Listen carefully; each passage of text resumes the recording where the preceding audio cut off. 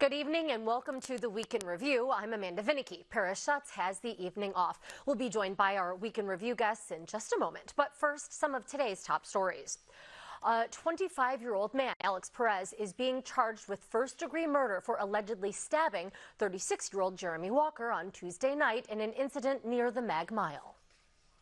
We hope that this provides some small measure of comfort to the family who lost someone so senselessly, so tragically, a father whose son must continue to soldier on without him because of random and senseless acts of violence. Police Superintendent David Brown says it was a senseless act of violence, a traffic argument that turned deadly. Perez is set to be in bond court tomorrow. Fifth Ward Alderwoman Leslie Hairston says she'll finish her term and stay engaged with her community, but she will not run for re-election next year. Hairston has been on the Chicago City Council since 1999, nearly a quarter of a century. The Fifth Ward includes all or parts of Hyde Park, Jackson Park, and South Shore. Planned Parenthood of Illinois anticipated a surge of out-of-state patients upon the overturning of Roe, and that is coming to fruition. Planned Parenthood operates 17 health centers in Illinois. The South Suburban location in Flossmoor has seen its out-of-state patient load triple since the Dobbs decision. Congresswoman Robin Kelly toured the facility today. We need to ensure that we are able to support those patients and provide care for them while still taking care of the women and girls here at home. We need to work to expand telehealth services nationally and ensure access to the abortion pill. We must keep offering family planning services. Planned Parenthood says the majority of the out-of-state residents coming to the Flossmoor Health Center are from Indiana. Indiana's new law that bans abortions with rare exceptions takes effect September 15th. The Big Ten football season's kicking off tomorrow in Ireland. Northwestern will play Nebraska at an away game in Dublin. It's the Wildcats' first international matchup and the first game of the Aer Lingus College football series. And just so we're clear, we're talking American-style football, not soccer. Another big game this weekend, closer to home, the Chicago Sky are hoping to become repeat WNBA champs. And here they are, beating the New York Liberty in the first round of the postseason. The next step in the semifinals comes Sunday night when the Sky hosts the Connecticut Suns at Wintrust Arena. And now to our Week in Review panel. Joining us are Laura Washington of the Chicago Tribune and ABC7 Chicago, Greg Pratt of the Chicago Tribune, Lynn Sweet of the Chicago Sun-Times, and Sarah Schulte of ABC7 Chicago. Thanks so much to each of you. Now, first tonight, let's begin with a check-in on the race for governor with both Governor J.B. Pritzker and the Republican nominee, State Senator Darren Bailey, hitting the campaign trail this week. As our own Paris Schutz reported last night, Bailey has campaigned closely with two Rockford area pastors who were at the Capitol during the riots on January 6th. Bailey appeared on stage during a service with Pastor Brian Phillips at his church Sunday. Here's what he told worshipers at the Grove Fellowship in Poplar Grove. We're at war, but we've got everything we need to win, and it's up to what we say, what we do, where we go, how we interact. Above the pulpit was a graphic on screen featuring a line from the Old Testament of the Bible saying, "The Lord is a man of war," that was next to a symbol of the Punisher, a popular Marvel Comics character that's been appropriated by far-right militia groups like the Proud Boys. Laura, let's begin with you. What do you make of Bailey's connections with these individuals who, we should point out, have been accused of no criminal wrongdoing in connection with the January 6th riots? Well, Amanda, it's unfortunate for his campaign. Since he was nominated, it seems like every week there's been another controversy that's put him in a difficult spot and has made him appear to be perhaps not as legitimate or someone who might raise concerns among voters, particularly voters who are not super conservative. And this is another example. And every week when he's having to fight off allegations about some of the controversial things he's said and done, controversial associates with his campaign, every week that he's doing it as a week, he can't talk about his agenda and his programs. Now, he says that he has said that he is not associated with the January 6th events. He says anybody who's involved with that and who did anything illegal, and I think he issued a statement to that effect this week. Anybody who's been done anything and been done anything involved with it, has been done anything illegal, should be prosecuted. But he does have these unfortunate associations. Lynn, weigh in there. What does this mean for his campaign? These are people he's campaigned with. Is it surprising that he's aligned with them and they with him? It's not surprising because Darren Bailey has thrown in with the wing of the Republican Party that is also the wing of election deniers and conspiracy theorists. He sought and got Trump's endorsement. He is close to freshman Representative Mary Miller, who is the Trumpiest member of the delegation, who is an election denier, and one of the people that voted not to confirm, who voted against the one of the election deniers in Congress who voted against it. Now, the point is he needs to expand his base if he wants to even have a chance of winning. In short, that's what this is about. He could whip up the base closer to Election Day by making a visit to a place like that. And by the way, where's his campaign? It doesn't vet, where he's at. He's just given this, it's like a gimme for Pritzker. So this shows he doesn't have a campaign that's ready for prime time because he can't avoid getting into jams like this, and he doesn't have to. So self-inflicted ruin, unforced error. Sarah, let's go to you on that. During when he made those remarks at the church, he went on to say that we have everything we need to win. But does he? We're looking at, I believe, some $60 million in Pritzker's campaign account to $500,000 in Bailey's. Right. I mean, he obviously needs a whole lot more money to compete against Pritzker. I mean, to Lynn's point, he's not going to lose any votes from his base by aligning himself with these type of people, the January 6 people. But in order for him to win and beat Pritzker, he needs, Collar County suburban voters, some of those middle of the road voters that, can go either way. And he's not doing himself any favors, and certainly not going to do himself any favors with fundraising with those kind of voters. Does he disavow the base at all by denouncing what happened on January 6th? Sarah? Well, he's already. I'm sorry. He has already said he doesn't support lawbreakers or illegal activity on January 6th. So I mean, I think that's as far as he's going to go. That's as far as he's going to go. There's a reason that Governor Pritzker and the Democrats spent the millions of dollars that they spent to support Bailey and the primary, and you're seeing it right here, and we're probably going to see it every week or every other week with things like this for a while. It's probably a pretty shrewd bet by the governor, or at least it's looking like it right now. And now, speaking of money in campaigns, Dick Uihlein has not given any money to Bailey since the primary, but he has given, just last month alone, $15 million to a PAC that is run by Dan Proft. Now, that one, Greg, aired a commercial recently that's more anti-Pritzker than it is pro-Bailey. And Mayor Lori Lightfoot has had a problem with it. Explain her umbrage. Well, the mayor said that they darkened her skin to make her scary to suburban people, and she said it was a racist ad. And she's been flogging Bailey, which she enjoys fighting with Bailey too. And it's another one of these unforced errors by the people trying to take down Governor Pritzker, whether it's Bailey or this PAC, and it's just a big embarrassment. Now, Laura Washington, do you believe that this ad was doctored? And you have Proft calling that insertion insane, and he said that is typical of what he described as inveterate race hustlers like Lightfoot and Pritzker.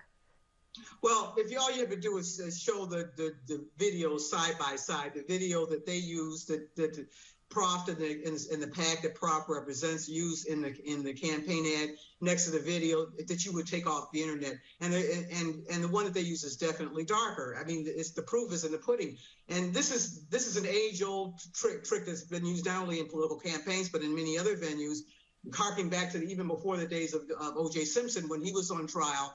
And Time magazine ran a intentionally darkened photo of him to make him look more criminal when he was on trial for murder. So this is nothing new, and Lori Lightfoot has a right to be concerned and a right to speak out against it. But like Greg said, she likes to spend a lot of time attacking the Darren Baileys or the Donald Trumps and the people in the Republican Party. And maybe sometimes when that reinforces the image that people have of her as someone who's always on the attack, who's always bitterly complaining about the way she's been treated. I think it was unfair, Ed. I think it was inappropriate, but you got to pick your fights. And maybe that was one she need to take on right now. Laura, just sticking with you for a moment, because we do have State Representative LaShawn Ford, who, by the way, is black, saying that it's wrong to say that being darker skinned should be perceived as more dangerous. What do you make of that? It's wrong to see it, to believe that, but people do believe that. That's why they ran that ad. There's a negative connotation with dark skin. Even African Americans among ourselves sometimes look down upon people who are darker than us. And this is because of all the imagery that has been used against us for decades to paint this picture of darker people being more ominous, being more dangerous. And it's just a fact of life that people believe that. Now, the ad just didn't have, it wasn't just Lori Lightfoot. The ad also had a lot of images of African Americans, in crime scenes as well. So, I mean, that all played into it, too. Thanks, Sarah, for spelling that out. Now, Lynn, I want to go to you before we get into the mayor's race, because Illinois is going to play a central role in these midterm elections as the U.S. House is up for grabs. We're about a month out, actually, only from the start of early voting. Give us a quick lay of the land as it relates to Illinois. Well, you have in the cities, the big race, of course, is the governor. You have a competitive congressional races, mainly outside of the Chicago area. And you don't really have, the only really big competition question may be in the state house and state senate is if the Democrats can increase their numbers and bolster the supermajority. But here is the race to watch. The races, it's the two Supreme Court races, because even though we talk about Illinois as solid blue, because we have a Democratic governor and state house and state general assembly, the Supreme Court is Democratic only by a 4-3 margin. 2 state Supreme Court seats are up. They both may be competitive. Watch for a lot of money to go to that. The other thing I would watch for now is how organized labor is already on TV and dumping a lot of money into one of their referendum questions that will be near the top of the ballot, giving more safeguards and making it easier for unions to ensure that they could organize. So constitutional amendment, Supreme Court seats, and then some swing districts for both the state legislative races and for Congress. Now, the race for Chicago's mayor is a bit more out, but the field is already taking shape, with Chicago Teachers Union President Stacey Davis Gates saying she is out of the competition for mayor. Why aren't you running for mayor? Well, because I like my job. Look, Chicago knows what it needs. It needs a partner. It needs an organizer. It needs someone who's in love with humanity. We don't have that right now. Greg, that's not to say that CTU is going to stay out of this, right? Definitely not. The CTU has been preparing Brandon Johnson for higher office, and it looks like this is going to be the time. He did the Sun Times podcast with Fran Spielman this week. He was talking about his interests. He's been calling around to all sorts of union people and elected officials saying he's thinking about doing it. And the CTU was always going to be a player in this race. The mayor has been talking about that since 2019, that they're trying to bloody her up, and they are going to support someone. Right now, it looks like it will end up being Brandon Johnson, and it's going to be an interesting race. Waiting for that official announcement to drop. Currently a player and contender, however, is Willie Wilson, who tomorrow is going to be giving another grocery giveaway. Laura, you say voters should be somewhat wary of this tactic. Why? Well, I wrote about this week. I call it the Willie Willization of politics. It's becoming a bigger and bigger trend for politicians to execute giveaways. And now in this case, Willie Wilson is indeed giving away his own money. He's giving away free gas, free cash, groceries as a way to help people get through these very challenging economic times. He's been doing this for a long time, but there are a lot of other elected officials who use taxpayers' money to provide benefits to taxpayers, and they seem to always want to do it very close to election time. Some critics would say that this is an attempt to curry favor with the voters, to buy votes from the voters. And I think in some cases it works. I've heard a lot of commentary from people on the street and people quoted in stories about what Willie Wilson is doing and saying he's doing something for me. Even if it's only a $25 gas card, I'm going to think about voting for him, or I'm seriously going to vote for him. So sometimes people do it because it works. Certainly. Go ahead, Lynn. Quickly jump in.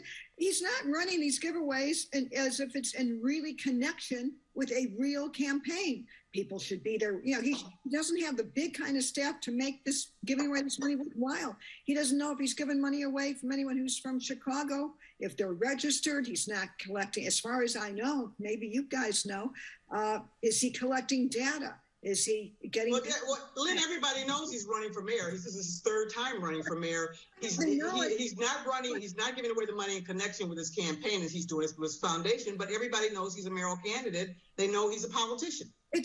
But in order to actually make sure that they get to the poll and that they vote and that they follow up on it, sure. Get out the vote stuff, you still need to know who you're giving this money to. Well, that's interested in you. That's the catch-22 there, where if he starts to do that, he's going to break the law. You know, the reason that he's able to do it without breaking the law is he's done it before, and they're very explicit about saying it's not a campaign event. So if you start taking that data, you're going to get yourself into trouble. What he's really buying is name ID and goodwill, but it's a very fine line that they're walking here. I guess we're talking about it perhaps right now. He could just send the money to his campaign war chest, it's his money, and do the same thing, and then maybe even leverage it more. Greg, meanwhile, Wilson is also taking umbrage with the city election board's plan to reduce the number of precincts. He's saying that this is voter suppression. Is that legit? I think that, what the Chicago Board of Elections says, and the short thing is that they're cutting in-person voting locations with the new map. And what they say is that they're expanding vote by mail and things like that. And so it's kind of a wash. But, there are a lot of older people that, are going to be inconvenienced. And they are, the older people are the people that vote the most. And then you have the problem of we insist on having our Chicago elections in February when it's freezing out. So so we have this horrific turnout, and it's going to be a bad turnout again probably. And nobody wants to go farther if it's snowing.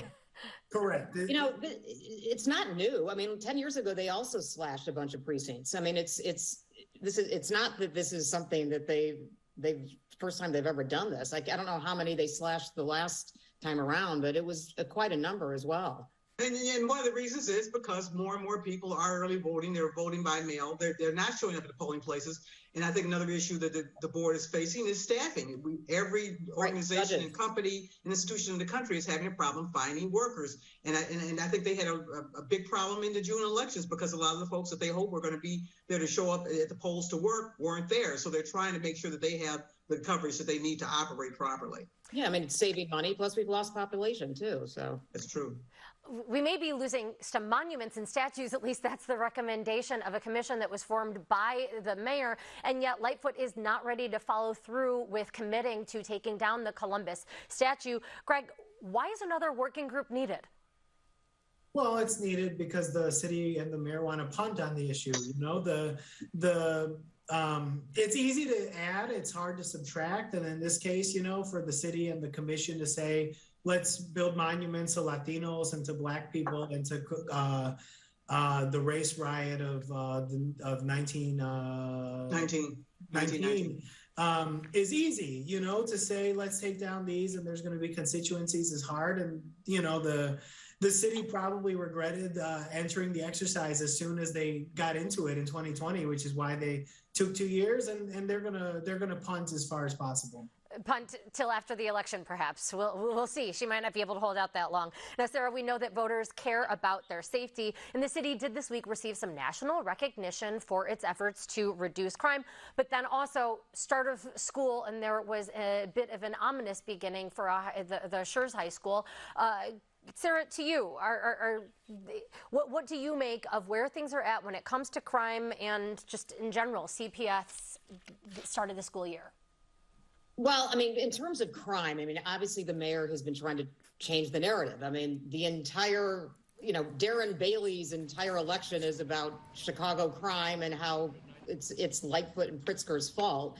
So any chance she gets, she's going to try to get out there and try to spread some positive news about crime in the city. It's a pretty hard one to go up against because on a daily basis, all of us, television, newspapers, the headlines are about whatever the latest crime is. This year, she talked about some good news about crime and keeps talking about how, homicides and shootings are down by 18% and that we're really not reporting all the positive data.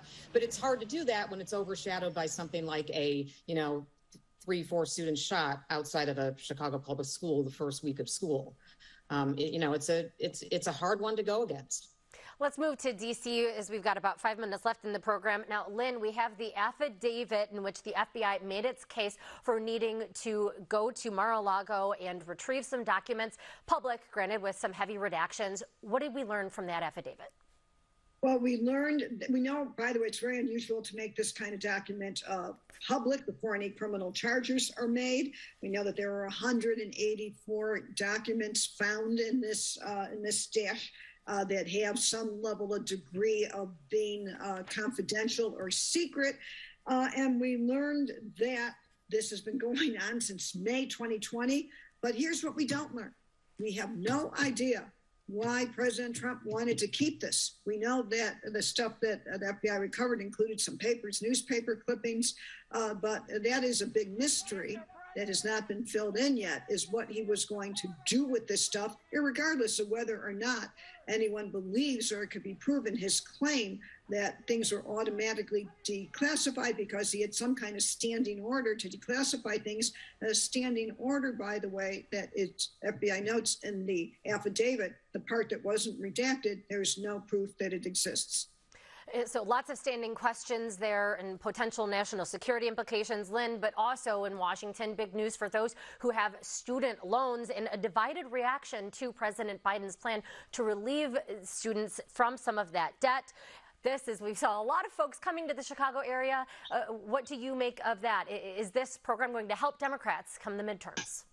Well, it will deliver to a degree on Democratic promises. If you're a student, you thought you were going to get all your education for free. It never was going to happen. It's kind of like wake up. If you have a Pell Grant right now and you have a low income, you may qualify for up to a $20,000 break. Here's what's important looking ahead. The Biden government doesn't want people to get in the jam so many people are now, where this crushing student debt follows you until you're middle-aged. And they're going to figure out ways to spread out payments. They cut in half the amount of your discretionary income at issue, so you could cut your repayments. And that, it seems to me, is something that's real big and doesn't deal as much with this one-time break for people that, yes, some critics are howling at as a government subsidized giveaway, to which the Biden administration is forcefully pushing back, noting how many people, including Republican critics, got these loans that turned into free money during the beginning of the COVID pandemic. Now, Greg, when we talk about money and government, city council members are due to get a raise of nearly 10%, at least unless they say otherwise. Why are they set to get so much? Well, it's a preposterous system that we have where they get automatic raises and then they can vote not to get them. And there's a formula, and some people get a certain amount, and it's based off of how much we're already earning. They should have one pay scale, same as any other elected village or whatever. It's just a really weird, goofy system. And then you have these people playing games, and in this case, some of them are going to enrich themselves in a way that's going to get them in trouble with the taxpayer. Sarah, do you think that we're going to see some members of the city council reject that with an election on the horizon, or put that money in their pockets? Well, you're right. There is an election on the horizon, and that's a tough one. A 10% raise is a pretty big one. I'd take it. I don't know if I was another city council, I would, but now, yeah. I would take a 1% raise. Sure. But yeah, no, I mean, that's going to be a tough pill to swallow. I mean, maybe all these aldermen shouldn't quit if they know they're going to be getting a 10% raise. No one gets 10% raises nowadays, I think, but it depends. on how it could be effectively used as a campaign issue in some of these automatic contests. That's what remains to be seen, whether it's a potent issue that someone could use to defeat an incumbent alderperson. I mean, as it is right now, I mean, obviously the election isn't until February, even though I think petition gathering starts, next week? Next week. You know, but right now, the number one issue is crime. That can change. But so, you know, something, who knows where aldermen's salaries are going to, you know, stack up by then. Who knows? But I will say that each of you are well worth it. And thanks for spending your evening here with us. We are out of time. So our thanks to Laura Washington, Greg Pratt, Lynn Sweet, and Sarah Schulte. That is our show for this Friday night. Don't forget, you can get Chicago Tonight and the Week in Review streamed on Facebook, YouTube, and our website. That's WTTW.com/news. And be sure to join us tomorrow night at 6 for Chicago Tonight Latino Voices. Then immediately after that, Chicago Tonight Black Voices